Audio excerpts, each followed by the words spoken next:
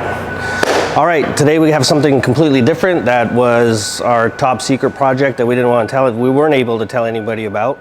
So this is a 1931 Bentley 8-liter, which is essentially the OG supercar. And some of the things that we did to it was reshape the hoods, hood sides, reshape the fenders. We had to make a bunch of little knick-knacky brackets and stuff for it just to get it finished up. Underneath, we did a bunch of mounting of different stuff, battery boxes, fuel pumps, that kind of thing, just to get it working. And then Brett took over. He did all the paint work. I'll let him tell you about that. And then followed up by that, we did a lot of the upholstery work inside that Filthy Inside did.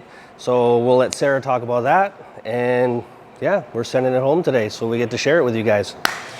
This Bentley came in and it was all raw metal, and somebody had modified this hood, extended it a little bit longer than it is. So basically we bodyworked the fenders, the hood, panels, and painted it in a single stage black, kind of mimic a factory paint job. This hood was extensive amount of work. The louvers needed tremendous amounts of body work and straightening. The underside of the hood, we Cerakoted it in a silver, glacier silver. 3 coats of single stage gloss black. The wheel wells have been raptored and 2-part seam sealed. We had to remove this fuel tank, which was a tremendous amount of work. Tremendous. Considering that the bolt goes all the way through the tank that holds the whole back end of this car together. All the straps were repowder coated, the side tanks were recoated. Okay, I'm Sarah from Filthy Inside, and on this Bentley, we reshaped the seats on here to make them more narrow and shorter because the seats that came with this vehicle when it came to the shop didn't fit at all.